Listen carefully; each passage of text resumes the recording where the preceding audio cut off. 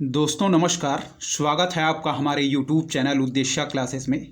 दोस्तों हम लोग घटना चक्र की पुस्तक के तहत RO की परीक्षा से संबंधित जो पूर्व वर्षों की प्रश्नों की श्रृंखला देख रहे थे, उसके तहत हम आज एक नया सब्जेक्ट दोस्तों आधुनिक भारतीय इतिहास को स्टार्ट करेंगे। ठीक है दोस्तों, तो सारे प्रश्न बहुत ही इंपॉर्टेंट हैं और सारे प्रश्नों को हम लोग बहुत ही अच्छे तरीके से कवर करने की कोशिश करेंगे। चलिए दोस्तों ध्यान से देखिएगा क्या है।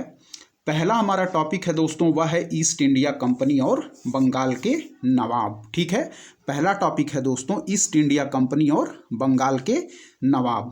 क्या है, क्या कह रहा है पहला प्रश्न, ध्यान से देखिएगा आप लोग। कह रहा है कि सूची 1 को सूची 2 के साथ सुमेलित कीजिए। ठीक है, चलिए सुमेल करेंगे दोस्तों। पौंडीचेरी हो जाएगा दोस्तों हमारा फ्रेंच। क्या है, पौंडीचेरी हो जाएगा हमारा फ्रेंच। गोवा हो जाएगा दोस्तों हमारा पुर्तगीज। ठीक है, ट्रांकेबार हो जाएगा दोस्तों हमारा डेनिश या डेन। ठीक है, फिर हो जाएगा सद्रास हमारा हो जाएगा दोस्तों डच। ठीक है, फिर से देखेंगे ध्यान से। चलिए, कह रहा है कि पौंडीचेरी हो जाएगा हमारा फ्रेंच, गोवा हो जाएगा पुर्तगीज, ट्रांकेबार डेनिश या डेन, सद्रास हो जाएगा डच। फिर से Pondicherry French, Goa Portuguese, Tranquebar Danish या डेन, सद्रास डच। तो हमारा सही आंसर ऑप्शन ए। ठीक है, सही आंसर ऑप्शन ए हो जाएगा। ठीक है, चलिए बढ़ेंगे अगले प्रश्न की तरफ। ध्यान से देखिएगा क्या है अगला प्रश्न। दूसरा नंबर प्रश्न कह रहा है कि निम्नलिखित में से कौन भारत आने वाला यात्री पुर्तगाल देश का नहीं था। क्या है, निम्नलिखित में से कौन भारत आने वाला यात्री पुर्तगाल देश का नहीं था। तो इसका सही आंसर हो जाएगा दोस्तों ऑप्शन सी यानी कि पीटर मुंडी। ठीक है, ऑप्शन सी यानी कि पीटर मुंडी। ठीक है, पीटर मुंडी दोस्तों पुर्तगीज ना होकर एक ब्रिटिश नागरिक था। ठीक है, चलिए बढ़ेंगे अगले प्रश्न की तरफ। तीसरा नंबर कह रहा है कि भारत में अंग्रेजों की सफलता तथा फ्रांसीसियों की असफलता के कारण के संदर्भ में निम्न कथनों में से कौन सा से सही है। ठीक है, थर्ड प्रश्न क्या कह रहा है, कह रहा है कि भारत में अंग्रेजों की सफलता तथा फ्रांसीसियों की असफलता के कारण के संदर्भ में निम्न कथनों में से कौन सा से सही है। ठीक है, चलिए देखेंगे। कह रहा है कि अंग्रेजों को बंगाल विजय से अपार धन एवं जनशक्ति का मिलना, पहला पॉइंट बिल्कुल सही है दोस्तों। क्या कह रहा है, कह रहा है कि अंग्रेजों को बंगाल विजय से अपार धन एवं जनशक्ति का मिलना। ठीक है, पहला पॉइंट हमारा सही है। दूसरा पॉइंट देखेंगे क्या कह रहा है, देखिए ध्यान से। यहाँ दूसरा पॉइंट देखिएगा, कह रहा है कि अंग्रेजों की बेहतर नौसैनिक ताकत। क्या है, अंग्रेजों की बेहतर नौसैनिक ताकत। तो दूसरा पॉइंट भी दोस्तों हमारा सही है। ठीक है, तो इसका सही आंसर हम क्या टिक करेंगे, इसका सही आंसर हम मार्क करेंगे दोस्तों दोनों 1 तथा 2, ऑप्शन सी। ठीक है, सही आंसर होगा। चलिए बढ़ेंगे अगले प्रश्न की तरफ।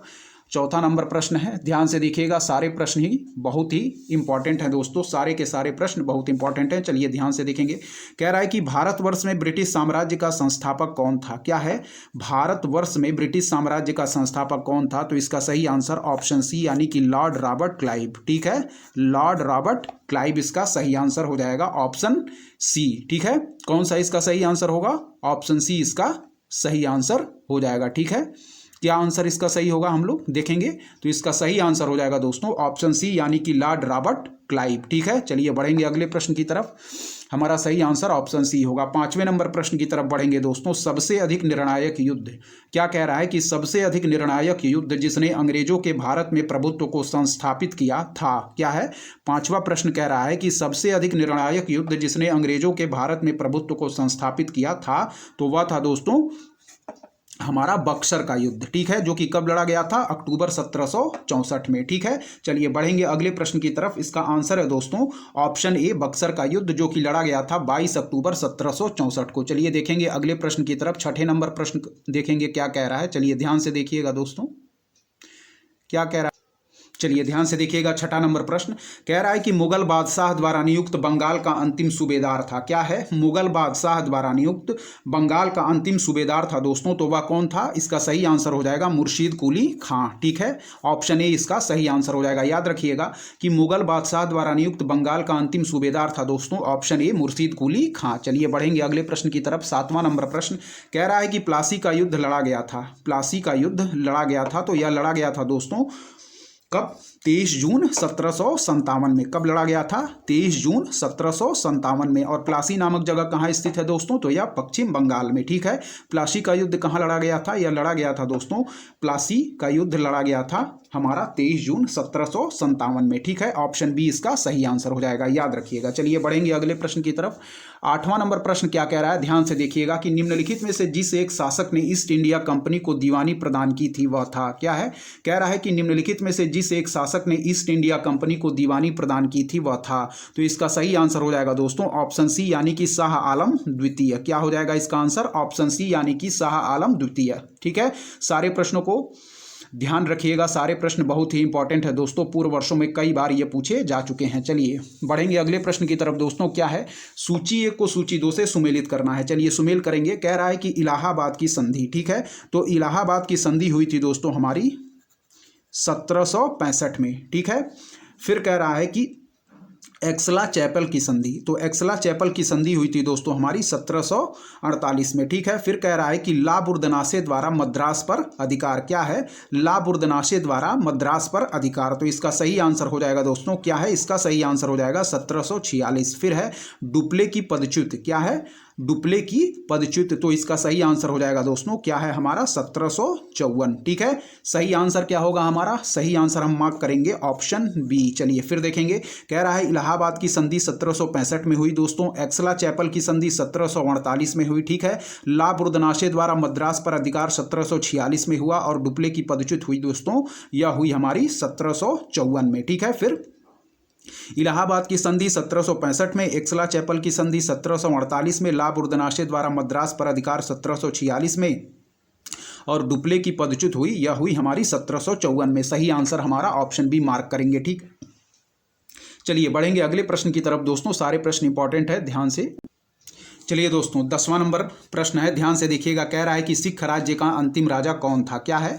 कह रहा है कि सिख राज्य का अंतिम राजा कौन था। तो इसका सही आंसर हो जाएगा दोस्तों दलीप सिंह। ठीक है, ऑप्शन डी, यानी कि दलीप सिंह दोस्तों सिख राज्य का अंतिम राजा था। ठीक है, ऑप्शन डी इसका सही आंसर हो जाएगा। चलिए दोस्तों मॉडर्न हिस्ट्री, पूरी मॉडर्न हिस्ट्री का सबसे इंपॉर्टेंट टॉपिक है दोस्तों, बहुत सारे प्रश्न यहाँ से बनते हैं। सारे प्रश्नों को आप लोग बहुत ही ध्यान से देखिएगा। ठीक है दोस्तों, पूर्व वर्षों में इस टॉपिक से संबंधित दोस्तों बहुत सारे प्रश्न परीक्षाओं में पूछे जाते हैं। ठीक है, ध्यान से सारे प्रश्नों को हम लोग देखेंगे। चलिए देखते हैं। कह रहा है कि पहला जो तृतीय आंग्ल मराठा युद्ध है वह संबंधित है। क्या है? तृतीय आंग्ल मराठा युद्ध संबंधित है, तो यह संबंधित है दोस्तों लॉर्ड हेस्टिंग्स से। क्या है? कह रहा है कि तृतीय आंग्ल मराठा युद्ध संबंधित है, तो यह संबंधित है दोस्तों लॉर्ड हेस्टिंग्स से, जो कि कब लड़ा गया था? 1817 से 1818 में। ठीक है, तो तृतीय आंग्ल मराठा युद्ध संबंधित है लॉर्ड हेस्टिंग्स से। चलिए बढ़ेंगे, ऑप्शन सी इसका सही आंसर होगा अगले प्रश्न की तरफ। कह रहा है कि निम्नलिखित में से किस वर्ष प्रयागराज उत्तर प्रदेश के किले पर अंग्रेजों का अधिकार स्थापित हुआ। क्या है? कह रहा है कि निम्नलिखित में से किस वर्ष प्रयागराज उत्तर प्रदेश के किले पर अंग्रेजों का अधिकार स्थापित हुआ। तो इसका सही आंसर हो जाएगा दोस्तों ऑप्शन डी, यानी कि 1797। ठीक है, ऑप्शन डी यानी कि 1797 में। ठीक है, अवध के नवाब सादत अली ने 1797 ईस्वी में प्रयागराज इलाहाबाद का किला अंग्रेजों को सौंप दिया था। अवध के नवाब सादत अली ने 1797 ईस्वी में प्रयागराज इलाहाबाद का किला अंग्रेजों को सौंप दिया था। चलिए बढ़ेंगे अगले प्रश्न की तरफ। क्या है हमारा अगला प्रश्न? तीसरा नंबर प्रश्न देखेंगे। कह रहा है कि ब्रिटिश साम्राज्य में अवध का विलय हुआ था। क्या है? ब्रिटिश साम्राज्य में अवध का विलय हुआ था, तो इसका सही आंसर हो जाएगा दोस्तों वर्ष 1856 में। ठीक है, वर्ष 1856 में इसका सही आंसर हो जाएगा कि ब्रिटिश साम्राज्य में अवध का विलय हुआ वर्ष 1856 में। चलिए बढ़ेंगे अगले प्रश्न की तरफ दोस्तों। क्या है हमारा अगला प्रश्न? ध्यान से देखिएगा। कह रहा है चौथा प्रश्न की अवध सल्तनत। क्या है? अवध सल्तनत के हिंदू नायब वजीर के संदर्भ में निम्नलिखित कथनों में से कौन सा से कथन सही है। क्या है? अवध सल्तनत के हिंदू नायब वजीर के संदर्भ में निम्नलिखित कथनों में से कौन सा से कथन सही है। ठीक है, तो इसका सही आंसर हो जाएगा दोस्तों पहला। क्या है? कह रहा है कि राजा टिकैत राय नवाब आशुफुद्दौला के अर्थमंत्री थे। क्या है? कह रहा है कि राजा टिकैत राय नवाब आशुफुद्दौला के अर्थमंत्री थे। ठीक है दोस्तों, इसका पहला पॉइंट कह रहा है, तो पहला पॉइंट दोस्तों हमारा सही है। दूसरा कह रहा है कि अवध के नवाबों के राज्य में सामान्यतया कतिपय हिंदू जातियों के लोगों को उच्च स्थान प्राप्त था। क्या है?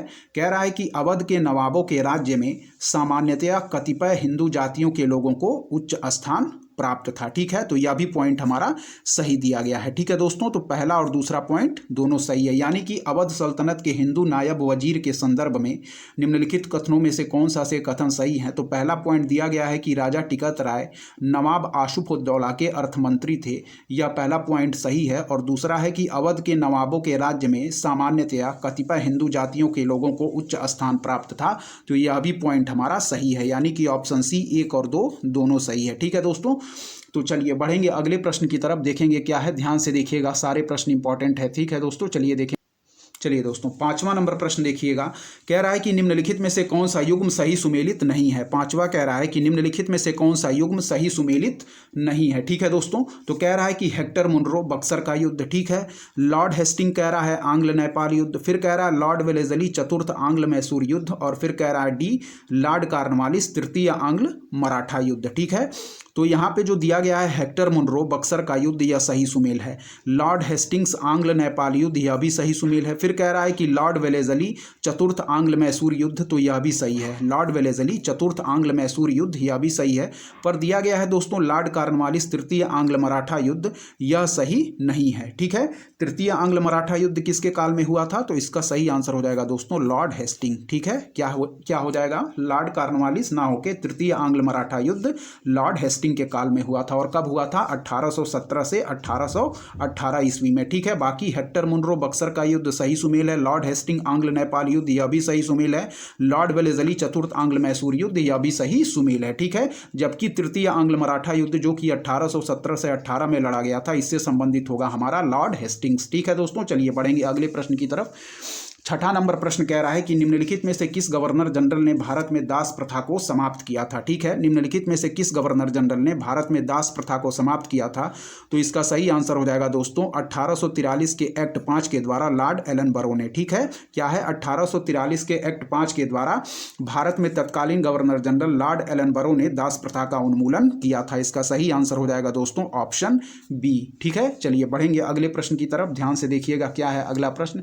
कह रहा है कि निम्नलिखित घटनाओं पर विचार कीजिए तथा उनको कालक्रमानुसार व्यवस्थित कीजिए। ठीक है, कह रहा है कि सिक्किम का विलय, तो सिक्किम का विलय दोस्तों हुआ था हमारा 1850 में। ठीक है, सिक्किम का विलय हुआ था दोस्तों हमारा 1850 में। ठीक है, फिर कह रहा है कि झांसी का विलय, तो झांसी का विलय हुआ था दोस्तों हमारा 1854 में। ठीक है, फिर कह रहा है कि पंजाब का विलय, तो पंजाब का विलय हुआ था दोस्तों हमारा 1849 में। ठीक है, फिर कह रहा है कि बर्मा का विलय, तो बर्मा का विलय हुआ था दोस्तों हमारा 1853 में। ठीक है, चलिए तो हम लोग देखेंगे कालक्रमानुसार इसको व्यवस्थित करेंगे। पहला हो जाएगा दोस्तों हमारा, सबसे पहले हो जाएगा पंजाब का विलय 1849 में, यानी कि 3rd नंबर। ठीक है, फिर हो जाएगा दोस्तों हमारा सिक्किम का विलय, ठीक है, यानी कि 1st नंबर। ठीक है, फिर हो जाएगा दोस्तों हमारा बर्मा का विलय, यानी कि 4 नंबर, और सबसे लास्ट में हो जाएगा दोस्तों हमारा क्या, यानी कि झांसी का विलय 1854। ठीक है, तो 3, 1, 4 और 2। ठीक है, 3, 1, 4 और 2 इसका सही आंसर हो जाएगा। यहाँ देखिएगा, सिक्किम का विलय 1850 में, झांसी का विलय 1854 में, पंजाब का विलय 1849 में, बर्मा का विलय 1853 में। ठीक है दोस्तों, तो सबसे पहले हमारा होगा वह है पंजाब का विलय 1849, फिर हो जाएगा सिक्किम का विलय 1850, फिर हो जाएगा बर्मा का विलय 1853, फिर हो जाएगा झांसी का विलय 1854। तो हमारा सही आंसर हो जाएगा 3, 1, 4 और 2। ठीक है, चलिए यहाँ देखेंगे ध्यान से क्या दिया गया है। यहाँ हमारा सही आंसर हो जाएगा दोस्तों 3, 1, 4 और 2। ठीक है, चलिए बढ़ेंगे अगले प्रश्न की तरफ। क्या है हमारा अगला प्रश्न, ध्यान से देखिएगा। कह रहा है कि युद्ध और वर्ष को सुमेल करना है। ठीक है, कह रहा है कि द्वितीय आंग्ल मैसूर युद्ध, तो द्वितीय आंग्ल मैसूर युद्ध लड़ा गया था दोस्तों हमारा 1780 से 1784 में। ठीक है, द्वितीय आंग्ल मैसूर युद्ध कब लड़ा गया था, 1780 से 1784 में। द्वितीय आंग्ल फ्रांसीसी युद्ध, द्वितीय आंग्ल फ्रांसीसी युद्ध लड़ा गया था दोस्तों 1750 से 1754 में। फिर कह रहा है कि द्वितीय आंग्ल मराठा युद्ध, तो द्वितीय आंग्ल मराठा युद्ध लड़ा गया था दोस्तों 1803 से 1805 में।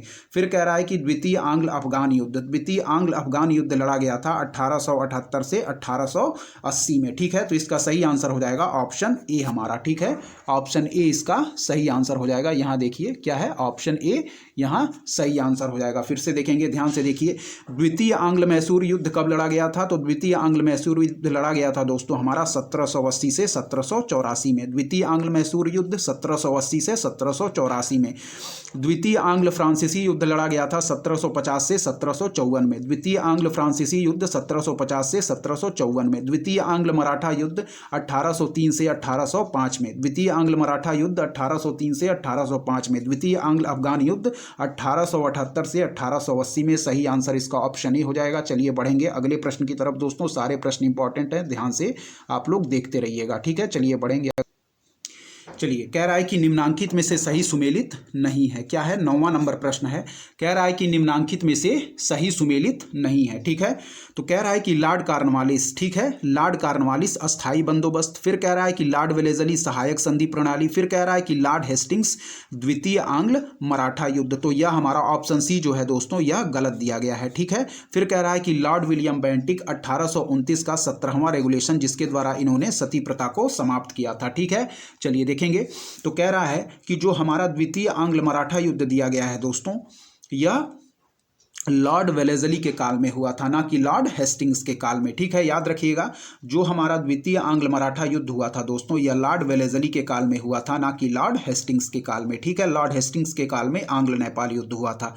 लॉर्ड कॉर्नवालिस दोस्तों अस्थाई बंदोबस्त, यह सही सुमेल है। लॉर्ड वेलेजली सहायक संधि प्रणाली, यह भी सही सुमेल है। और लॉर्ड विलियम बेंटिक 1829 का 17वां रेगुलेशन, यह भी सही है, जिसके द्वारा इन्होंने दोस्तों सती प्रथा पर प्रतिबंध लगाया था। जबकि हमारा द्वितीय आंग्ल मराठा युद्ध दोस्तों, यह लॉर्ड हेस्टिंग से संबंधित ना होकर हमारा लॉर्ड वेलेजली से संबंधित होगा। तो इस प्रकार जो सही सुमेल नहीं है वह है हमारा ऑप्शन सी। चलिए बढ़ेंगे अगले प्रश्न की तरफ दोस्तों। क्या है? कह रहा है कि 10वां, निम्नलिखित में से कौन सा युग्म सही सुमेलित नहीं है? तो स्थानीय स्वशासन कह रहा है कि लॉर्ड लिटन, फिर कह रहा है सहायक संधि लॉर्ड वेलेजली, फिर कह रहा है कि राज्य अपहरण नीति लॉर्ड डलहौजी, फिर कह रहा है अस्थायी बंदोबस्त लॉर्ड कॉर्नवालिस। तो हम लोग जानते हैं कि दोस्तों जो स्थानीय स्वशासन दिया गया है, यह लॉर्ड लिटन से संबंधित ना होकर लॉर्ड रिपन से संबंधित होगा। ठीक है, लॉर्ड लिटन से संबंधित ना होकर लॉर्ड रिपन से संबंधित होगा। जबकि सहायक संधि लॉर्ड वेलेजली, यह सही दिया गया है। राज्य अपहरण नीति लॉर्ड डलहौजी, यह भी सही दिया गया है। और अस्थायी बंदोबस्त लॉर्ड कॉर्नवालिस, यह भी सही दिया गया है। जबकि स्थानीय स्वशासन लॉर्ड लिटन से संबंधित ना होकर यह लॉर्ड रिपन से संबंधित होगा। ऑप्शन ए इसका सही आंसर हो जाएगा। चलिए बढ़ेंगे अगले प्रश्न की तरफ दोस्तों। क्या है?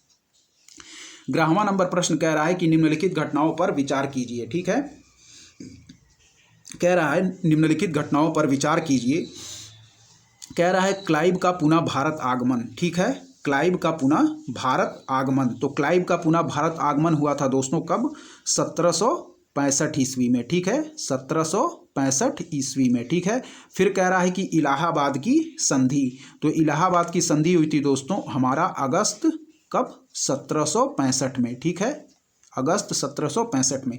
फिर कह रहा है कि बक्सर का युद्ध। तो बक्सर का युद्ध कब हुआ था? 22 अक्टूबर 1764 में। फिर कह रहा है कि वारेन हेस्टिंग्स का भारत का गवर्नर बनना, वारेन हेस्टिंग्स का भारत का गवर्नर बनना। ठीक है दोस्तों, तो यह हो जाएगा हमारा 1772 में। ठीक है, चलिए डिटेल पढ़ लेंगे। इसका आंसर देखिए, स्टार मार्क किया गया है, क्या दिया गया है, चलिए डिटेल देखेंगे। कह रहा है कि विकल्पगत घटनाओं का कालक्रम इस प्रकार है। बक्सर का युद्ध हमारा 22 अक्टूबर 1764, क्लाइव का पुनः भारत आगमन 1765 ईस्वी, इलाहाबाद की संधि अगस्त 1765, फिर कह रहा है कि वारेन हेस्टिंग्स का बंगाल का गवर्नर बनना 1772 ईस्वी। ठीक है, देखेंगे क्यों इसका आंसर स्टार मार्क किया गया है। कह रहा है कि इस प्रश्न में वारेन हेस्टिंग्स को भारत का गवर्नर बताया गया है। क्या है?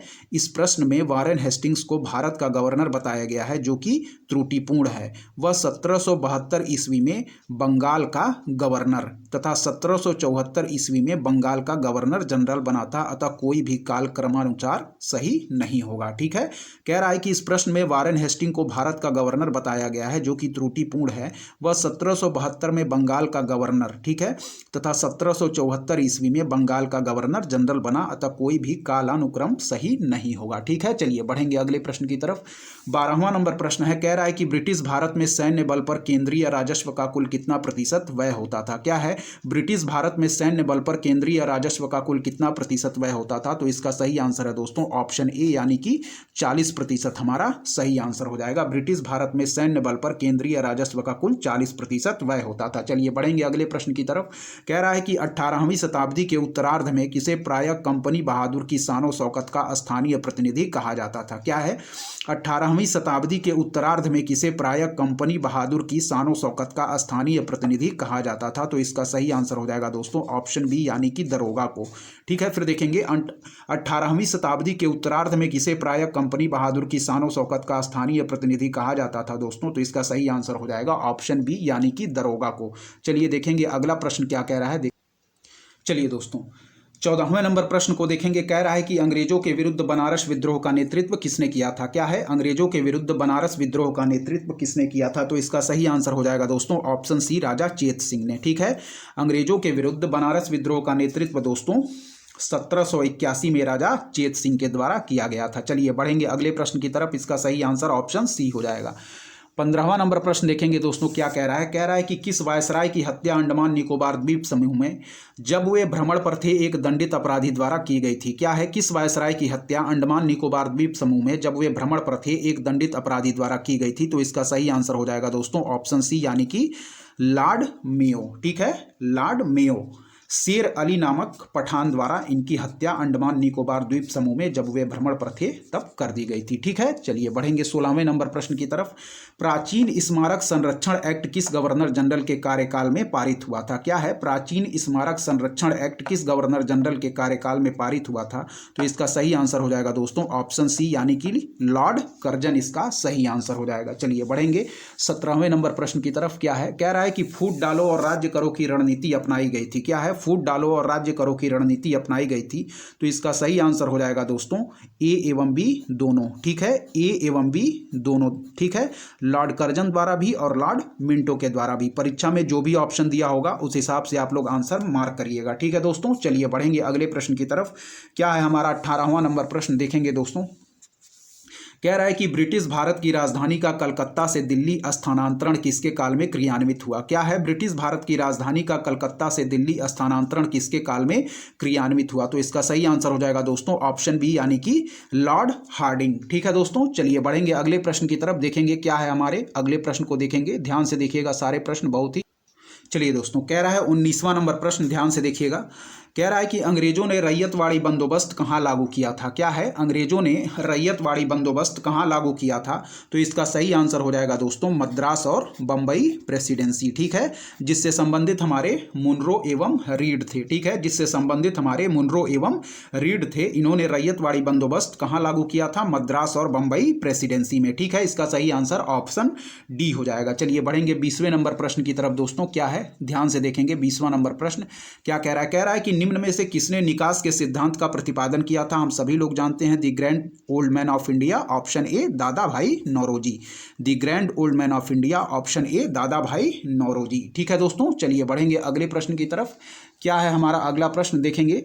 कह रहा है कि 21वां नंबर प्रश्न, किसने यह विचार किया था कि भारत में ब्रिटिश आर्थिक नीति घिनौनी है? क्या है? किसने यह विचार किया था कि भारत में ब्रिटिश आर्थिक नीति जो है वह घिनौनी है? तो इसका सही आंसर हो जाएगा दोस्तों ऑप्शन सी कार्ल मार्क्स में। ठीक है, ऑप्शन सी कार्ल मार्क्स। चलिए बढ़ेंगे अगले प्रश्न की तरफ। ध्यान से देखिएगा, सारे प्रश्न बहुत ही इंपॉर्टेंट है दोस्तों। यदि आपको हमारा कंटेंट पसंद आ रहा है तो हमारे चैनल उद्देश्य क्लासेस को जरूर सब्सक्राइब करें दोस्तों, लाइक करें, अपने दोस्तों के बीच शेयर करें दोस्तों, और ऐसे ही पढ़ते रहें। चलिए बढ़ते हैं अगले प्रश्न की तरफ। क्या है देखेंगे ध्यान। चलिए दोस्तों कह रहा है कि असम में सर्वप्रथम चाय कंपनी की स्थापना कब हुई थी? क्या है? असम में सर्वप्रथम चाय कंपनी की स्थापना कब हुई थी? तो इसका सही आंसर हो जाएगा दोस्तों ऑप्शन सी यानी कि 1839 में। क्या है? असम में सर्वप्रथम चाय कंपनी की स्थापना कब हुई थी? तो इसका सही आंसर हो जाएगा ऑप्शन सी 1839 में। ठीक है दोस्तों, चलिए बढ़ेंगे अगले प्रश्न की तरफ। क्या है? 23वां नंबर प्रश्न देखेंगे। निम्नलिखित में से कौन सा भारत का एकमात्र यहूदी वायसराय था? क्या है? निम्नलिखित में से कौन सा भारत का एकमात्र यहूदी वायसराय था दोस्तों? तो इसका सही आंसर हो जाएगा लॉर्ड रेडिंग। लॉर्ड रीडिंग, जिनके काल की एक बहुत ही महत्वपूर्ण घटना आप लोगों को याद होगा दोस्तों, चौरी चौरा घटना, ठीक है, कब घटी थी? 4 फरवरी 1922 में, ठीक है, जिसके दौरान हमारे एकमात्र यहूदी वायसराय कौन थे? वह थे लॉर्ड रीडिंग, ठीक है दोस्तों। चलिए बढ़ेंगे अगले प्रश्न की तरफ। एक और महत्वपूर्ण टॉपिक 1857 की क्रांति, ठीक है दोस्तों, रेवोल्यूशन ऑफ 1857। सारे प्रश्न इंपॉर्टेंट हैं, ध्यान से देखिएगा। पहला प्रश्न क्या कह रहा है दोस्तों? 1857 के निम्नलिखित क्रांतिकारियों में से किसका वास्तविक नाम रामचंद्र पांडुरंग था? तो इसका सही आंसर हो जाएगा दोस्तों ऑप्शन बी, यानी कि तात्या टोपे। कह रहा है 1857 के निम्नलिखित क्रांतिकारियों में से किसका वास्तविक नाम रामचंद्र पांडुरंग था? तो इसका सही आंसर हो जाएगा ऑप्शन बी, तात्या टोपे। चलिए बढ़ेंगे अगले प्रश्न की तरफ। क्या है दूसरा नंबर प्रश्न? कह रहा है सूची 1 को सूची 2 से सुमेलित कीजिए। चलिए सुमेल करेंगे दोस्तों क्रांतिकारियों के नाम और स्थान, ठीक है। तो नाना साहब कहां से सुमेल हो जाएंगे? नाना साहब हो जाएंगे हमारे कानपुर, ठीक है। नवाब हामिद अली खान, ठीक है, तो नवाब हामिद अली खान दोस्तों हो जाएंगे यह दिल्ली से, ठीक है। मौलवी अहमदुल्लाह, तो मौलवी अहमदुल्लाह हो जाएंगे दोस्तों हमारे लखनऊ से, ठीक है। फिर कह रहा है मनी राम दीवान, तो यह हो जाएंगे हमारे असम से। फिर देखेंगे नाना साहब कानपुर से, नवाब हामिद अली खान दिल्ली से, मौलवी अहमदुल्लाह लखनऊ से, मनी राम दीवान असम से। हम सही आंसर किसको मार्क करेंगे दोस्तों? तो हम मार्क करेंगे सही आंसर ऑप्शन डी, यानी कि 2, 1, 3 और 4 को, ठीक है। फिर से देखिए ध्यान से, नाना साहब हमारे संबंधित हो जाएंगे कानपुर से, नवाब हामिद अली खान हो जाएंगे दिल्ली से, मौलवी अहमदुल्लाह हो जाएंगे लखनऊ से, मनी राम दीवान हो जाएंगे असम से। नाना साहब कानपुर, नवाब हामिद अली खान दिल्ली, मौलवी अहमदुल्लाह लखनऊ, मनी राम दीवान असम, ठीक है दोस्तों। ऑप्शन इसका डी जो है वह राइट आंसर होगा। चलिए बढ़ेंगे अगले प्रश्न की तरफ। सारे प्रश्नों को ध्यान से देखते रहिए दोस्तों। चलिए देखेंगे। चलिए दोस्तों तीसरे नंबर प्रश्न की तरफ देखेंगे। 1857 की क्रांति हम देख रहे थे। 1857 के विद्रोह के दौरान कह रहा है कि बहादुर शाह ने किसे साहबे आलम बहादुर का खिताब दिया था? क्या है? 1857 के विद्रोह के दौरान बहादुर शाह ने किसे साहबे आलम बहादुर का खिताब दिया था? तो इसका सही आंसर हो जाएगा दोस्तों ऑप्शन सी, यानी कि बख्त खां को, ठीक है। 1857 की क्रांति के दौरान बहादुर शाह ने दोस्तों साहबे आलम बहादुर का खिताब बख्त खां को दिया था। ऑप्शन सी इसका राइट आंसर है। चलिए बढ़ेंगे अगले प्रश्न की तरफ दोस्तों, ठीक है। चौथा नंबर प्रश्न क्या कह रहा है? कह रहा है कि 1857 के विद्रोह के समय भारत का गवर्नर जनरल कौन था? क्या है? 1857 के विद्रोह के समय भारत का गवर्नर जनरल कौन था? तो इसका सही आंसर हो जाएगा दोस्तों ऑप्शन सी, यानी कि लॉर्ड कैनिंग, ठीक है। Option C Lord Canning. चलिए दोस्तों अगले टॉपिक की तरफ देखते हैं। क्या है हमारा अगला टॉपिक? बहुत ही इंपॉर्टेंट टॉपिक, अन्य जन आंदोलन, ठीक है। चलिए देखेंगे। कह रहा है कि वंदे मातरम गीत किसने लिखा है? हम सभी लोग जानते हैं, ऑप्शन डी बंकिम चंद्र चटर्जी, ठीक है। वंदे मातरम गीत किसने लिखा दोस्तों? बंकिम चंद्र चटर्जी, जो कि इनकी प्रसिद्ध कृति आनंद मठ से ली गई है, ठीक है दोस्तों। ऑप्शन डी इसका सही आंसर हो जाएगा। चलिए बढ़ेंगे दूसरे नंबर प्रश्न की तरफ। कह रहा है कि कूका आंदोलन की नींव पड़ी थी। क्या है? कूका आंदोलन की नींव पड़ी थी। तो इसका सही आंसर हो जाएगा दोस्तों ऑप्शन सी, पंजाब में। कूका आंदोलन की नींव पड़ी थी, ऑप्शन सी पंजाब में। चलिए बढ़ेंगे अगले प्रश्न की तरफ। क्या है? कह रहा है कि विद्रोह और उनका वर्ष, ठीक है। चलिए सुमेल करेंगे दोस्तों। अहोम विद्रोह कब हुआ दोस्तों? तो अहोम विद्रोह हुआ हमारा 1828 में, ठीक है। कोल विद्रोह कब हुआ दोस्तों? कोल विद्रोह हुआ हमारा 1831 से 32 में। संथाल विद्रोह कब हुआ दोस्तों? संथाल विद्रोह हुआ हमारा 1855 से 56 में। मोपला विद्रोह कब हुआ? जो कि कहाँ हुआ था? केरल में, ठीक है, 1921 में। फिर देखेंगे अहोम विद्रोह हुआ हमारा असम में 1828 में, ठीक है।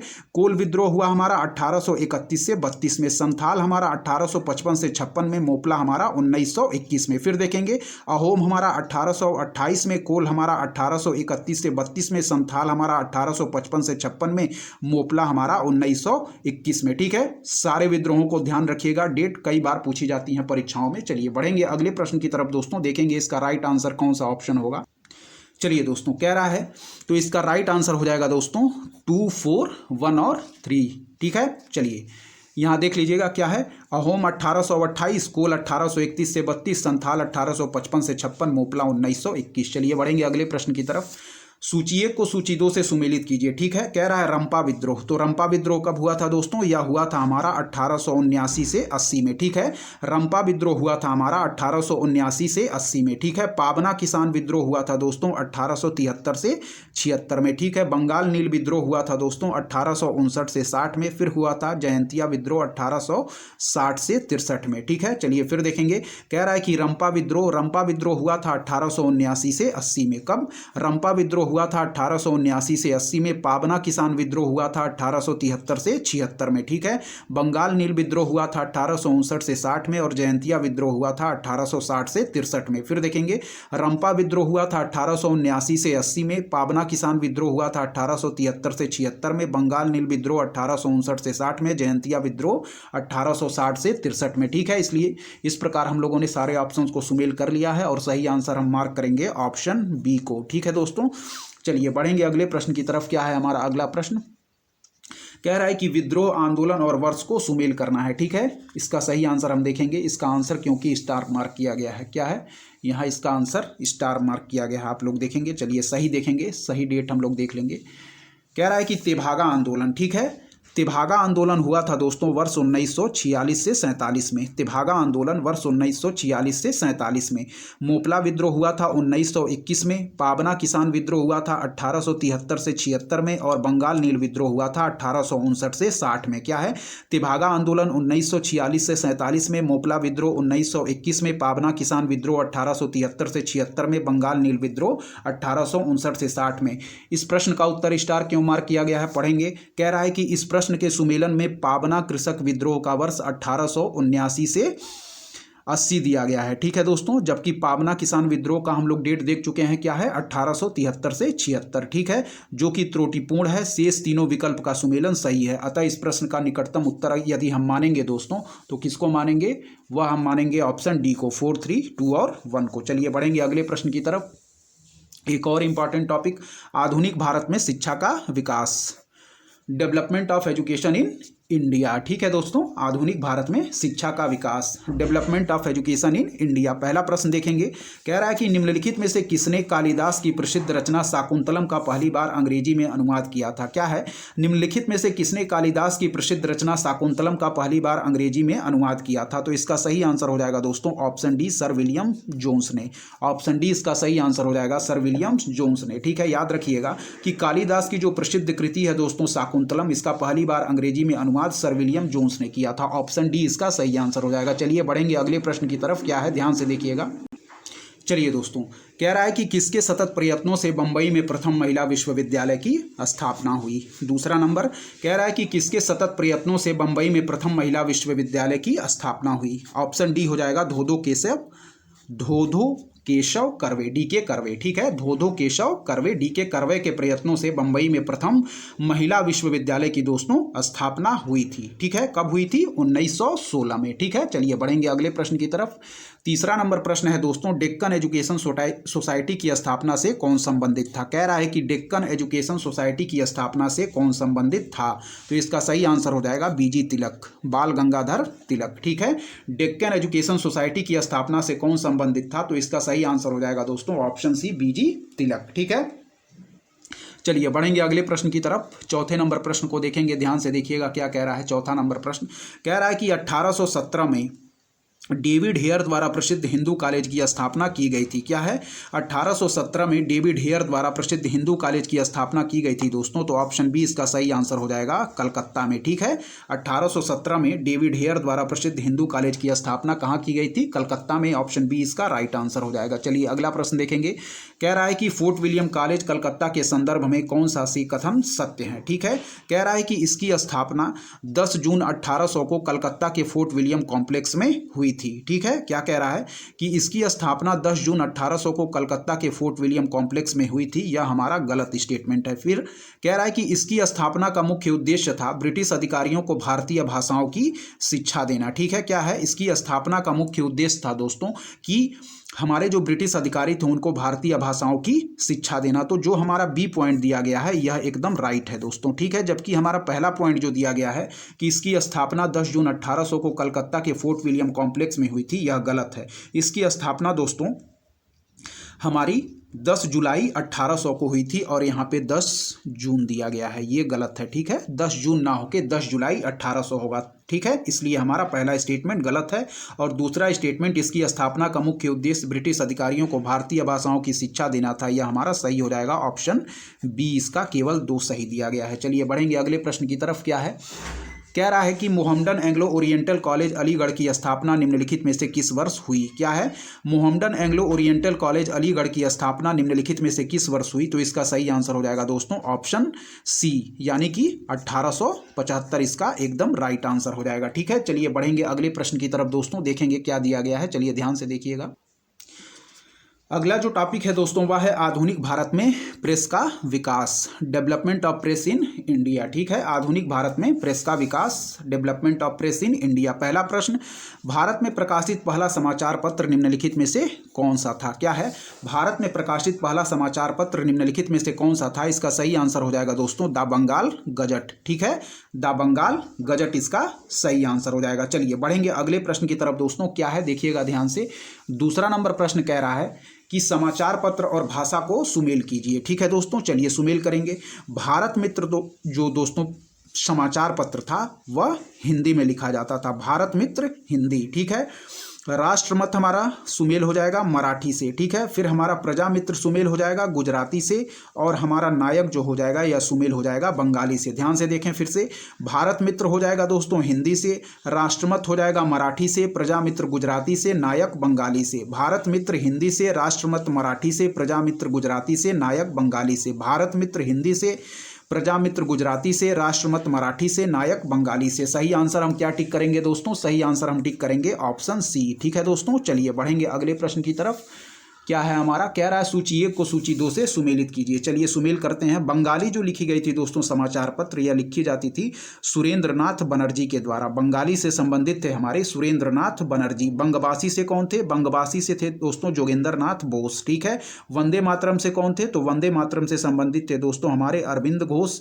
और अमृत बाजार पत्रिका से कौन संबंधित थे, यह थे मोतीलाल घोष। फिर देखेंगे ध्यान से, बंगाली से हमारे संबंधित थे सुरेंद्रनाथ बनर्जी, बंगभाषी से जोगेंद्र नाथ बोस, वंदे मातरम से अरविंद घोष, अमृत बाजार पत्रिका से मोतीलाल घोष। बंगाली से सुरेंद्रनाथ बनर्जी, बंगभाषी से जोगेंद्र नाथ बोस, वंदे मातरम से अरविंद घोष, अमृत बाजार पत्रिका से मोतीलाल घोष। बंगाली से सुरेंद्रनाथ बनर्जी, बंगभाषी से जोगेंद्र नाथ बोस, वंदे मातरम से अरविंद घोष, अमृत बाजार पत्रिका से मोतीलाल घोष। सही आंसर हम कौन सा मार्क करेंगे, यह है हमारा ऑप्शन बी। ठीक है, चलिए बढ़ेंगे अगले प्रश्न की तरफ। क्या है, चौथा नंबर प्रश्न है दोस्तों, निम्नलिखित में से कौन सा युग्म सही सुमेलित नहीं है। ठीक है, निम्नलिखित में से कौन सा युग्म सही सुमेलित नहीं है। ठीक है, दिया गया है इंदु प्रकाश एमजी रानाडे। ठीक है, इंदु प्रकाश एमजी रानाडे।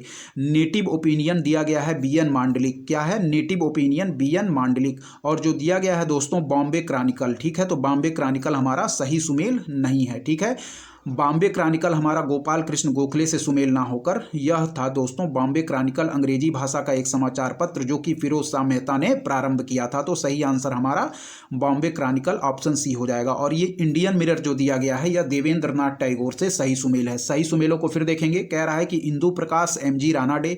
ठीक है, Indu Prakash MG Ranade, native opinion BN Mandlik और Indian mirror Devendra Nath Tagore. Indu Prakash MG Ranade, native opinion BN Mandlik, Indian mirror Devendra Tagore. और बॉम्बे क्रॉनिकल किससे सुमेल हो जाएगा, गोपाल कृष्ण गोखले से सुमेल ना होकर यह फिरोज शाह मेहता से सुमेल होगा जो कि एक अंग्रेजी समाचार पत्र। चलिए दोस्तों देखेंगे अगले प्रश्न की तरफ। कह रहा है कि हरिजन के प्रारंभकर्ता थे। क्या है, हरिजन के प्रारंभकर्ता थे। तो इसका सही आंसर हो जाएगा दोस्तों ऑप्शन सी यानी कि गांधी जी। ठीक है, ऑप्शन सी गांधी जी। चलिए बढ़ेंगे अगले प्रश्न की तरफ। ध्यान से देखिएगा अगला प्रश्न क्या कह रहा है, देखेंगे। चलिए दोस्तों छठा नंबर प्रश्न देखिएगा। निम्नलिखित में से कौन सा एक जनरल अबुल कलाम आजाद द्वारा प्रकाशित है। कह रहा है कि निम्नलिखित में से कौन सा एक जनरल अबुल कलाम आजाद द्वारा प्रकाशित है। तो इसका सही आंसर हो जाएगा दोस्तों अल हिलाल। ठीक है, अल हिलाल ऑप्शन ए इसका कह रहा है। निम्न में से कौन सा एक जनरल अबुल कलाम द्वारा प्रकाशित है। तो ऑप्शन ए अल हिलाल। कब, वर्ष 1912 में। ठीक है, उर्दू साप्ताहिक जनरल अल हिलाल का प्रकाशन प्रारंभ किया था। ठीक है दोस्तों, चलिए बढ़ेंगे सातवें नंबर प्रश्न की तरफ। क्या है, कह रहा है कि नीचे स्वाधीनता संग्रामियों तथा उनके द्वारा प्रारंभ समाचार पत्रों के नाम दिए जा रहे हैं, इनमें से कौन सा जोड़ा गलत है। कह रहा है कि मौलाना आज़ाद, अल हिलाल अभी हम लोगों ने देखा सही है। लोकमान्य तिलक केसरी, ठीक है। जवाहरलाल नेहरू नेशनल हेराल्ड और महात्मा गांधी दी पायनियर। ठीक है, तो ऑप्शन डी जो दिया गया है द पायनियर समाचार पत्र का प्रारंभ 1865 में इलाहाबाद से जॉर्ज एलन ने किया था, ना कि महात्मा गांधी ने। ठीक है, तो ऑप्शन डी हमारा सही सुमेल नहीं हो जाएगा। ठीक है, फिर मौलाना आज़ाद, अल हिलाल बिल्कुल सही सुमेल है। लोकमान्य तिलक केसरी एकदम सही सुमेल है। फिर है जवाहरलाल नेहरू नेशनल हेराल्ड, यह भी सही सुमेल सुमेल है, ठीक है, बल्कि महात्मा गांधी जो द पायनियर दिया गया है यह सही सुमेल नहीं है। यह समाचार पत्र का प्रारंभ 1865 में इलाहाबाद से जॉर्ज एलन ने किया था, ठीक है। मौलाना आज़ाद, अल हिलाल, लोकमान्य तिलक, केसरी, जवाहरलाल नेहरू, नेशनल हेराल्ड, जबकि महात्मा गांधी द पायनियर से सुमेल ना होकर, ठीक है, द पायनियर से सुमेल हो जाएगा दोस्तों जॉर्ज एलन का, जो कि 1865 में इलाहाबाद से प्रकाशित किया जाता था। चलिए बढ़ेंगे अगले प्रश्न की तरफ। क्या है हमारा अगला प्रश्न, ध्यान से देखिएगा। 8वां नंबर प्रश्न कह रहा है कि सूची 1 को सूची 2 से सुमेलित कीजिए, ठीक है। तो सुमेल करेंगे समाचार दर्पण। तो समाचार दर्पण प्रकाशित किया जाता था दोस्तों जेसी मार्समैन के द्वारा, ठीक है। मिरातुल अखबार निकाला जाता था दोस्तों राजा राम मोहन राय के द्वारा, ठीक है। केसरी हम सभी लोग जानते हैं बीजी तिलक, और यंग इंडिया हमारे प्रिय महात्मा गांधी जी के द्वारा, ठीक है।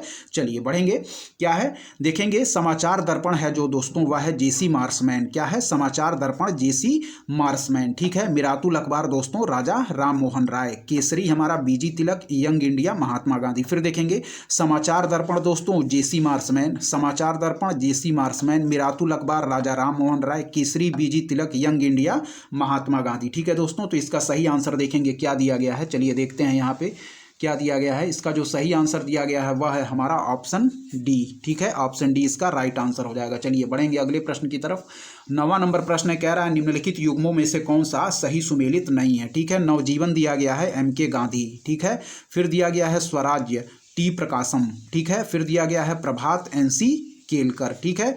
डी दिया गया है कौमी आवाज अबुल कलाम आज़ाद। क्या है, कौमी आवाज अबुल कलाम आज़ाद। कौमी आवाज अबुल कलाम आज़ाद से संबंधित ना होकर दोस्तों जवाहरलाल नेहरू से संबंधित होगा, ठीक है। जो हमारा कौमी आवाज़ नामक उर्दू अखबार है दोस्तों, इसका प्रकाशन वर्ष 1945 में जवाहरलाल नेहरू तथा रफ़ी अहमद किदवई द्वारा लखनऊ से प्रारंभ किया गया था, ठीक है। चलिए नवजीवन एम.के. गांधी, नवजीवन एम.के. गांधी, स्वराज्य टी प्रकाशम, प्रभात एन.सी. केलकर। नवजीवन एम.के. गांधी, स्वराज्य टी प्रकाशम, प्रभात एन.सी. केलकर, जबकि कौमी आवाज़ जवाहरलाल नेहरू और रफ़ी अहमद किदवई द्वारा 1945 में लखनऊ से प्रकाशित किया जाता था। 2008 में इस समाचार पत्र को बंद कर दिया गया। चलिए बढ़ेंगे अगले प्रश्न की तरफ। 10वां नंबर प्रश्न है दोस्तों कॉमनवेल्थ पत्र किससे जुड़ा है, ठीक है। कॉमनवेल्थ पत्र किससे जुड़ा है, तो कॉमनवेल्थ जो पत्र है दोस्तों यह जुड़ा है एनी बेसेंट से। किससे, एनी बेसेंट से। कॉमनवेल्थ मद्रास से प्रकाशित अंग्रेजी पत्र था जिसकी संपादिका थी दोस्तों एनी बेसेंट, ठीक है। चलिए बढ़ेंगे अगले प्रश्न की तरफ।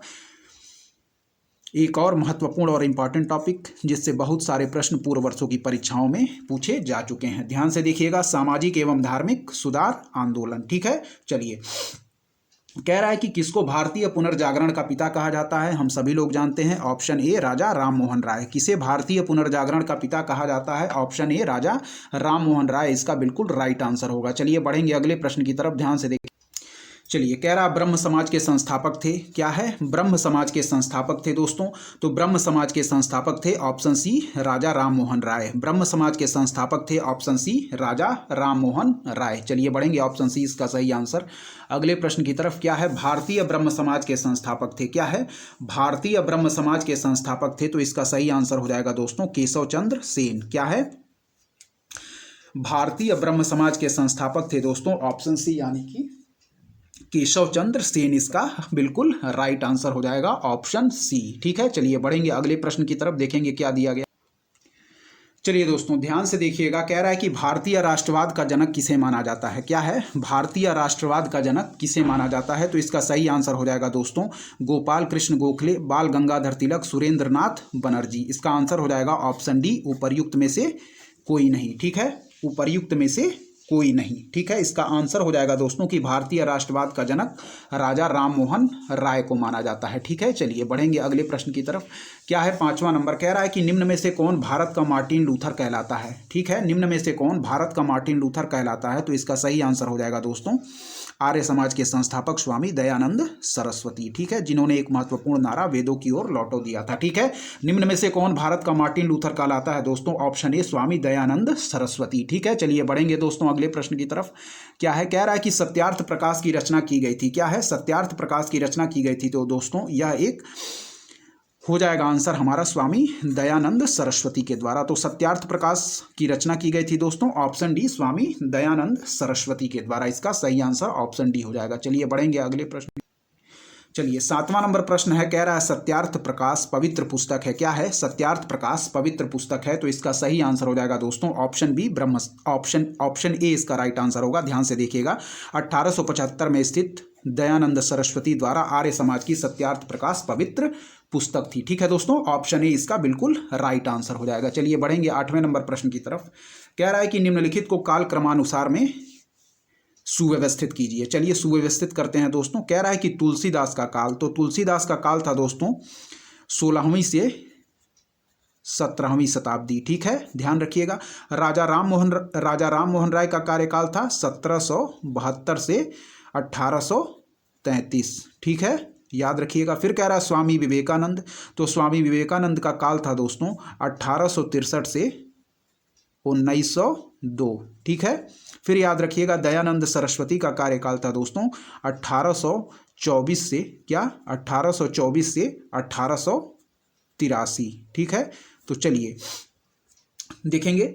सबसे पहले हो जाएगा दोस्तों हमारा तुलसीदास। ठीक है, फिर हो जाएगा हमारा तुलसीदास के बाद हो जाएगा राजा राम मोहन राय, राजा राम मोहन राय के बाद हो जाएगा दोस्तों हमारा दयानंद सरस्वती, फिर हो जाएगा हमारा स्वामी विवेकानंद। ठीक है, सबसे पहले हो जाएगा दोस्तों हमारा क्या, सबसे पहले हो जाएगा तुलसीदास, फिर हो जाएगा दोस्तों राजा राम मोहन राय, फिर दयानंद सरस्वती, फिर स्वामी विवेकानंद। ठीक है, तुलसीदास, राजा राम मोहन राय, दयानंद सरस्वती, फिर स्वामी विवेकानंद। ऑप्शन बी 1, 2, 4 और 3 इसका राइट आंसर होगा। ठीक है दोस्तों, चलिए बढ़ेंगे अगले प्रश्न की तरफ। 9वां नंबर प्रश्न, निम्नलिखित में से किसने महाराष्ट्र में प्रार्थना समाज की स्थापना की थी? क्या है? निम्नलिखित में से किसने महाराष्ट्र में प्रार्थना समाज की स्थापना की थी? ऑप्शन ए इसका सही आंसर हो जाएगा आत्माराम पांडुरंग ने। ठीक है, आत्माराम पांडुरंग ने 1867 में बंबई में, ठीक है, आचार्य केशव चंद्र सेन की प्रेरणा से आत्माराम पांडुरंग द्वारा महाराष्ट्र में प्रार्थना समाज की स्थापना की गई थी। कब? 1867 में। इसका राइट आंसर ऑप्शन ए हो जाएगा। चलिए बढ़ेंगे अगले प्रश्न की तरफ। 10वां नंबर प्रश्न है दोस्तों, महात्मा ज्योतिबा फुले द्वारा किस संगठन की स्थापना की गई?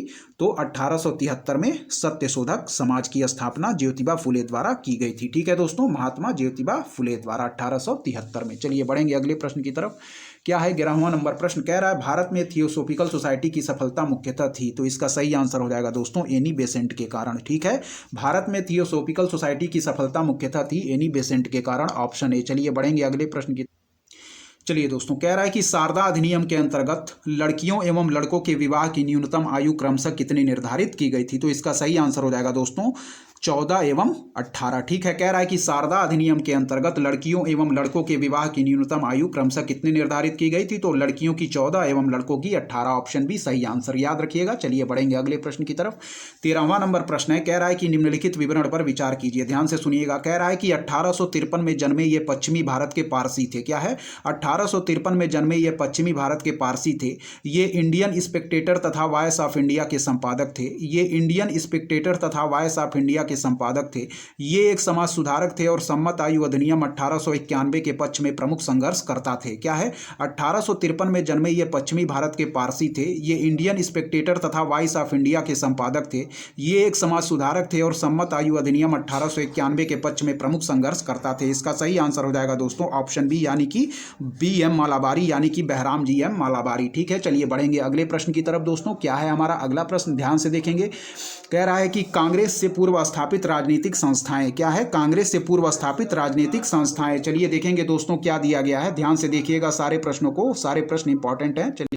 चलिए दोस्तों देखेंगे। कह रहा है कि निम्नलिखित में से कौन सैयद अहमद खान के साथ यूनाइटेड इंडियन पेट्रियोटिक एसोसिएशन का संस्थापक था? क्या है? निम्नलिखित में से कौन सैयद अहमद खान के साथ यूनाइटेड इंडियन पेट्रियोटिक एसोसिएशन का संस्थापक था? ठीक है दोस्तों, फिर देखेंगे निम्नलिखित में से कौन सैयद अहमद खान के साथ यूनाइटेड इंडियन पेट्रियोटिक एसोसिएशन का संस्थापक था? तो इसका सही आंसर हो जाएगा दोस्तों ऑप्शन सी।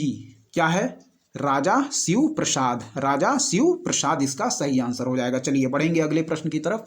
दूसरा नंबर कह रहा है कि सुमेल करना है, सूची 1 को सूची 2 से सुमेल करेंगे। चलिए, इंडियन एसोसिएशन से सुमेल हो जाएंगे दोस्तों हमारे सुरेंद्रनाथ बनर्जी। ठीक है, पूना सार्वजनिक सभा से हमारे सुमेल हो जाएंगे दोस्तों महादेव गोविंद रानाडे। फिर बंबई प्रेसिडेंसी एसोसिएशन से सुमेल हो जाएंगे दोस्तों हमारे फिरोज शाह मेहता। फिर है मद्रास महाजन सभा से हमारे सुमेल हो जाएंगे दोस्तों आनंद चार्लू। ठीक है, फिर से सुमेल करेंगे। इंडियन एसोसिएशन से सुमेल हो जाएंगे दोस्तों हमारे सुरेंद्रनाथ बनर्जी। पूना सार्वजनिक सभा से महादेव गोविंद रानाडे। बंबई प्रेसिडेंसी एसोसिएशन से फिरोज शाह मेहता। मद्रास महाजन सभा से आनंद चार्लू। फिर इंडियन एसोसिएशन से सुरेंद्रनाथ बनर्जी। पूना सार्वजनिक सभा से महादेव गोविंद रानाडे। बंबई प्रेसिडेंसी एसोसिएशन से फिरोज शाह मेहता। मद्रास महाजन सभा से आनंद चार्लू। ठीक है, तो इसका सही आंसर हो जाएगा दोस्तों ऑप्शन ए। ठीक है, 2, 3, 4 और 1 इसका सही आंसर हो जाएगा। ठीक है, चलिए बढ़ेंगे अगले प्रश्न की तरफ, देखेंगे ध्यान से क्या दिया गया है। चलिए ध्यान से देखिएगा। ठीक है, चलिए दोस्तों, कथन एवं कारण के प्रश्न है, कथन पढ़ेंगे। कह रहा है कि भारतीय प्रश्नों पर विवेचना के लिए दादा भाई नौरोजी ने 1866 में लंदन में ईस्ट इंडिया एसोसिएशन का गठन किया। क्या है?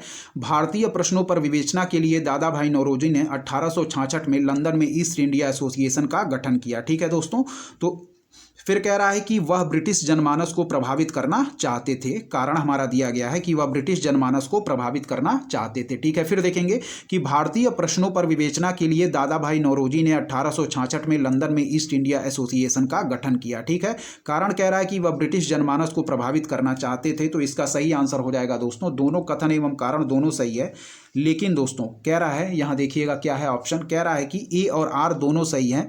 आर क्या है?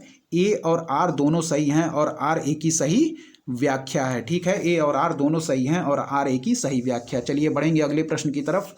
भारतीय राष्ट्रीय कांग्रेस, ठीक है, इंडियन नेशनल कांग्रेस देखेंगे। कह रहा है कि भारतीय राष्ट्रीय कांग्रेस का प्रथम अधिवेशन कहाँ हुआ था। ठीक है, तो इसका सही आंसर हो जाएगा दोस्तों ऑप्शन सी। ठीक है, ऑप्शन सी, जो कि पहले कहाँ होना था? पुणे में। पुणे में प्लेग फैलने के कारण यह बंबई में आयोजित किया गया था। चलिए बढ़ेंगे दोस्तों अगले प्रश्न की तरफ। ऑप्शन सी इसका सही आंसर हो जाएगा। दूसरा नंबर प्रश्न क्या दिया गया है? कह रहा है कि भारतीय राष्ट्रीय कांग्रेस का 1885 में महासचिव कौन था। ठीक है दोस्तों, तो भारतीय राष्ट्रीय कांग्रेस का 1885 में महासचिव था एओ यूम, यानी कि एलन ऑक्टेवियन यूम। ठीक है, एलन ऑक्टेवियन यूम। चलिए बढ़ेंगे अगले प्रश्न की तरफ दोस्तों। तीसरा नंबर प्रश्न क्या कह रहा है? कह रहा है निम्नलिखित में से कौन भारतीय राष्ट्रीय कांग्रेस का प्रथम अध्यक्ष था? WC बनर्जी। ठीक है, WC बनर्जी इसका सही आंसर हो जाएगा, यानी कि व्योमेश चंद्र बनर्जी। ठीक है, तो व्योमेश चंद्र बनर्जी जो थे दोस्तों, यह हमारे भारतीय राष्ट्रीय कांग्रेस जो कि बंबई में प्रथम अधिवेशन हुआ था उसके अध्यक्ष थे WC बनर्जी, व्योमेश चंद्र बनर्जी। चलिए बढ़ेंगे अगले प्रश्न की तरफ।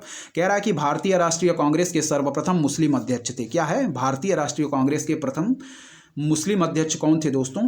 तो थे यह बदरुद्दीन तैयब जी। ऑप्शन डी इसका राइट आंसर हो जाएगा। ठीक है, बदरुद्दीन तैयब जी। चलिए बढ़ेंगे अगले प्रश्न की तरफ दोस्तों। यह मद्रास में 1887 में संपन्न जो हमारा भारतीय राष्ट्रीय कांग्रेस का अधिवेशन था उसमें अध्यक्ष बनाए गए थे बदरुद्दीन तैयब जी। चलिए बढ़ेंगे अगले प्रश्न की तरफ, ध्यान से देखिएगा, सारे प्रश्न बहुत ही। चलिए दोस्तों, कह रहा है भारतीय राष्ट्रीय कांग्रेस का प्रथम निर्वाचित यूरोपीय अध्यक्ष था। क्या है? भारतीय राष्ट्रीय कांग्रेस का प्रथम निर्वाचित यूरोपीय अध्यक्ष था। इसका सही आंसर हो जाएगा दोस्तों ऑप्शन बी, यानी कि जॉर्ज यूले। ठीक है, जो कि हमारे जो भारतीय राष्ट्रीय कांग्रेस का चतुर्थ अधिवेशन था 1888 की अध्यक्षता इन्होंने की थी। भारतीय राष्ट्रीय कांग्रेस का प्रथम निर्वाचित यूरोपीय अध्यक्ष था जॉर्ज यूले। चलिए बढ़ेंगे अगले प्रश्न की तरफ। क्या है? छठा नंबर प्रश्न देखेंगे। कह रहा है कि निम्नलिखित में से कौन एक भारतीय राष्ट्रीय कांग्रेस से कभी संबद्ध नहीं रहे। ठीक है, क्या है? निम्नलिखित में से कौन एक भारतीय राष्ट्रीय कांग्रेस से कभी संबद्ध नहीं रहे। ऑप्शन इसका छठा नंबर प्रश्न है, तो इसका सही आंसर हो जाएगा दोस्तों खान अब्दुल गफ्फार खां। ठीक है, खान अब्दुल गफ्फार खां, जिनको हम लोग सीमांत गांधी के नाम से भी जानते हैं। ठीक है, निम्नलिखित में से कौन एक भारतीय राष्ट्रीय कांग्रेस से कभी संबद्ध नहीं रहे, तो इसका सही आंसर हो जाएगा खान अब्दुल गफ्फार खां, जिनको हम लोग सीमांत गांधी के नाम से भी जानते हैं। चलिए बढ़ेंगे अगले प्रश्न की तरफ। क्या है? सातवां नंबर प्रश्न देखेंगे। कह रहा है कि निम्नलिखित में से कौन भारतीय राष्ट्रीय कांग्रेस का अध्यक्ष कभी नहीं चुना जा सका। क्या है? निम्नलिखित में से कौन भारतीय राष्ट्रीय कांग्रेस का अध्यक्ष कभी नहीं चुना जा सका, तो इसका सही आंसर देखेंगे क्या दिया गया है। इसका सही आंसर है दोस्तों BG तिलक, यानी कि बाल गंगाधर तिलक। ठीक है, चलिए बढ़ेंगे अगले प्रश्न की तरफ दोस्तों। क्या है हमारा अगला प्रश्न? आठवां नंबर प्रश्न कह रहा है कि भारतीय राष्ट्रीय कांग्रेस का एकमात्र अधिवेशन जिसकी अध्यक्षता महात्मा गांधी ने की थी, तो बेलगांव अधिवेशन 1924। ठीक है, बेलगांव अधिवेशन 1924। और बेलगांव कहाँ स्थित है दोस्तों? तो बेलगांव स्थित है हमारा कर्नाटक में। ठीक है, चलिए बढ़ेंगे अगले प्रश्न की तरफ।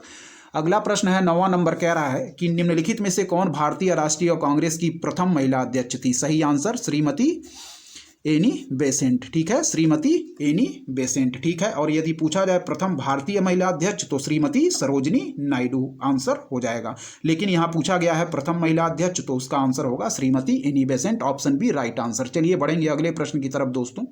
चलिए 10वें नंबर प्रश्न को देखेंगे क्या कह रहा है। कह रहा है कि अध्यक्ष और भारतीय राष्ट्रीय कांग्रेस की सभाओं के स्थान, चलिए सुमेल करेंगे। कह रहा है अबुल कलाम आज़ाद, तो अबुल कलाम आज़ाद सुमेल हो जाएगा दोस्तों। यह थे हमारे संबंधित रामगढ़ अधिवेशन 1940 से। सरोजिनी नायडू हो जाएंगी दोस्तों हमारा कानपुर अधिवेशन 1925 से। फिर है हमारा मोतीलाल नेहरू, तो मोतीलाल नेहरू हो जाएगा दोस्तों हमारा अमृतसर अधिवेशन 1919 से। और डॉक्टर राजेंद्र प्रसाद बम्बई अधिवेशन 1934 से। फिर देखिएगा अबुल कलाम आज़ाद हो जाएगा रामगढ़ अधिवेशन 1940 से, सरोजिनी नायडू कानपुर अधिवेशन 1925 से, मोतीलाल नेहरू अमृतसर अधिवेशन 1919 से, डॉक्टर राजेंद्र प्रसाद बम्बई अधिवेशन 1934 से। फिर देखेंगे अबुल कलाम आज़ाद रामगढ़ अधिवेशन 1940 से, सरोजिनी नायडू हमारा कानपुर अधिवेशन 1925 से, मोतीलाल नेहरू अमृतसर अधिवेशन 1919 से, डॉक्टर राजेंद्र प्रसाद बम्बई अधिवेशन 1934 से। सही आंसर हम क्या मार्क करेंगे, सही आंसर मार्क करेंगे ऑप्शन डी, ठीक है। चलिए बढ़ेंगे अगले प्रश्न की तरफ दोस्तों। क्या है अगला प्रश्न दिया गया है, सूची 1 को सूची 2 से सुमेलित कीजिए। चलिए सुमेल करेंगे दोस्तों। जो मेरठ अधिवेशन हुआ था यह हुआ था हमारा 1946 में, ठीक है। कानपुर अधिवेशन जो हुआ था यह हुआ था 1925 में। लखनऊ अधिवेशन हुआ था 1916 में। बनारस अधिवेशन हुआ था 1905 में, ठीक है। मेरठ अधिवेशन हुआ था दोस्तों 1946 में। कानपुर अधिवेशन 1925 में। लखनऊ अधिवेशन 1916 में। बनारस अधिवेशन 1905 में। मेरठ अधिवेशन 1946 में, कानपुर अधिवेशन 1925 में, लखनऊ अधिवेशन 1916 में, बनारस अधिवेशन 1905 में। मेरठ अधिवेशन 1946, कानपुर। चलिए देखेंगे दोस्तों, इसका सही आंसर हो जाएगा दोस्तों ऑप्शन सी, ठीक है दोस्तों, ऑप्शन सी इसका सही आंसर हो जाएगा। यहां देखिए आप लोग, मेरठ अधिवेशन 1946, ठीक है, कानपुर अधिवेशन 1925, लखनऊ अधिवेशन 1916, बनारस अधिवेशन 1940, ठीक है दोस्तों। तो इस वीडियो में दोस्तों हम लोग यहीं तक रखते हैं। अगला जो टॉपिक होगा, अगली वीडियो हमारी कांग्रेस में गर्म दल और नरम दल से हम लोग स्टार्ट करेंगे, ठीक है। तो यहीं तक हम लोग इस वीडियो में रखते हैं, ठीक है दोस्तों। यदि आपको हमारा कंटेंट दोस्तों पसंद आ रहा है, पढ़ाने का तरीका पसंद आ रहा है दोस्तों, तो हमारे चैनल को जरूर सब्सक्राइब करें, उद्देश्य क्लासेस को लाइक करें, सब अपने दोस्तों के बीच शेयर करें और ऐसे ही पढ़ते रहें दोस्तों। धन्यवाद। जय हिंद दोस्तों, धन्यवाद।